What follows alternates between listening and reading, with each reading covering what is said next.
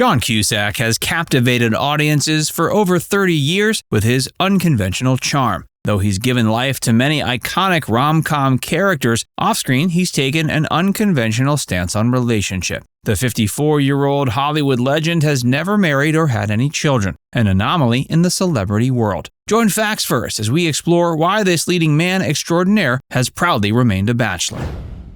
Cusack's iconic career.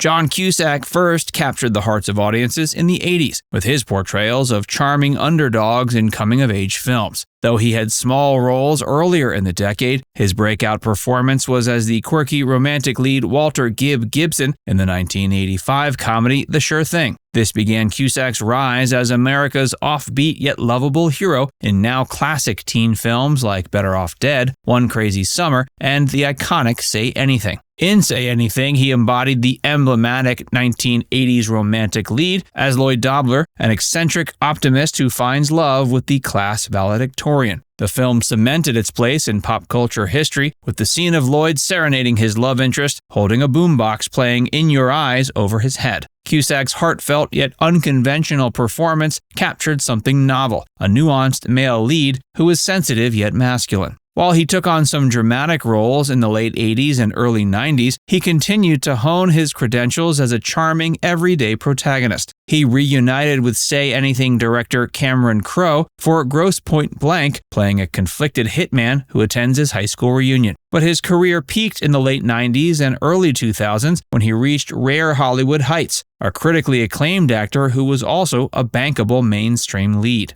In 1997's Grosse Point Blank, he displayed his versatility by producing, co-writing, and starring in the black comedy film. This set the stage for his tour de force performance in the hilariously bizarre Being John Malkovich in 1999, playing a puppeteer who discovers a portal into actor John Malkovich's mind. But he sealed his legacy in 2000's High Fidelity as the lovelorn, music-obsessed Rob Gordon. He effortlessly blended humor, pathos, and romance in bringing the character to life. The film struck a chord with audiences through its meaningful themes of relationships, maturity, and self-improvement. Though he never conformed to traditional leading man looks or machismo, he carved a unique niche in Hollywood during his prime. With his tall, lanky frame, emotive dark eyes, and graceless but honest demeanor, he crafted lived-in, compelling male leads. His characters were the kind of men that female viewers swooned over, and male viewers saw themselves in. Despite his flaws, he wore his heart on his sleeve and unabashedly pursued love.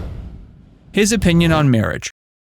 John Cusack has never been one to embrace tradition or expectations, so it's no surprise that even after decades of stardom, he has adamantly remained unmarried and a father of none. Though his lifelong bachelor status is unconventional for a Hollywood leading man, it aligns with his philosophy of forging his own path. When directly asked in an interview to explain in a few words why he never married, he succinctly replied, quote, "Society doesn't tell me what to do." This quote encapsulates his individualistic nature and refusal to conform to social norms. As someone who grew up in a traditional Catholic family, Cusack has consciously rejected following the well-trodden path of marriage and family. Instead, he's prioritized his personal freedom and agency over his life's direction. He's elaborated that he believes societal institutions like marriage are outdated constructs. He sees no appeal in such binding legal commitments that restrict one's independence. For him, the idea of pledging eternal devotion or compromising his identity goes against his self-determined nature. But he doesn't completely reject the notion of love and romance. His films poignantly explore human connection and relationships with nuance. But like many of his creations, he believes in forging partnerships on his own terms without traditional definitions. So while he's experienced deep love on screen, off-screen he's not found a real-world romance worth sacrificing his solitary sovereignty. His dating history.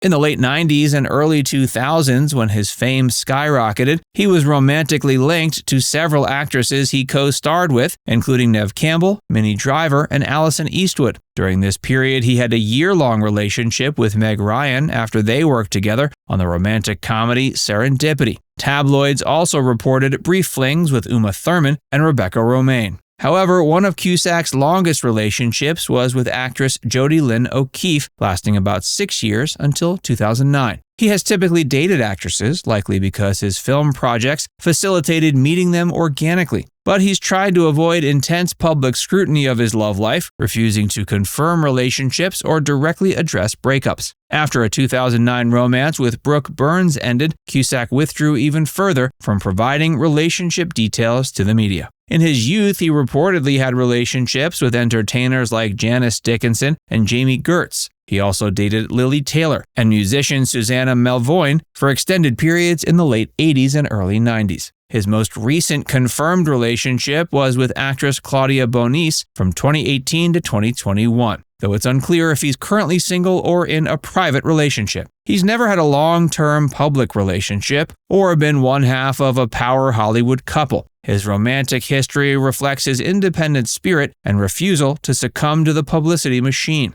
He views emotional connections as sacred, not fodder for sensationalized coverage. So while Cusack has experienced love, he regards his personal life as off-limits. Even ex-lovers have respected his discretion, staying mum rather than kiss and tell.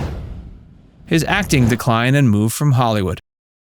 In the 2010s, he increasingly appeared in straight-to-DVD and VOD movies as Hollywood lost faith in his box office draw. Where he once commanded $10 million salaries, he was now relegated to low-budget action film. But he still scored occasional high-profile roles, like playing Beach Boy founder Brian Wilson in the 2015 biopic Love and Mercy. But besides a handful of cameos and well-regarded supporting parts, leading man status continued to elude him. He grew increasingly disillusioned with the Hollywood system during this career slump. He called the industry fickle and ruthless, saying it grinds people down. In 2014, he infamously labeled Hollywood as a whorehouse and bashed its culture of greed. He decided to step back from LA and permanently return to his native Chicago. He offloaded his luxury Malibu home and moved into a downtown Chicago high-rise. The return to his Midwest roots represented a desire to escape the glittery yet taxing Hollywood bubble. Chicago allowed him to live somewhat anonymously and engage his artistic spirit on his own terms. He immersed himself in the local theater scene and pursued passion projects. However, he continued to criticize the movie business, blamed ageism for drying up roles, and implied his political views made him unmarketable to studios. In 2020, he reluctantly returned to Hollywood for the HBO Max series Utopia, his first starring TV role. He called the project, quote, too good to pass up, and it earned strong critical reviews. But the show was canceled after one season. Cusack seemed to realize his days as an A-list actor had passed. He begrudgingly admitted that he had not been hot for a long time, but still hoped to find fulfilling work on his own terms, regardless of commercial success. Now it's time to hear from you. What's your favorite John Cusack movie? Let us know in the comments section below.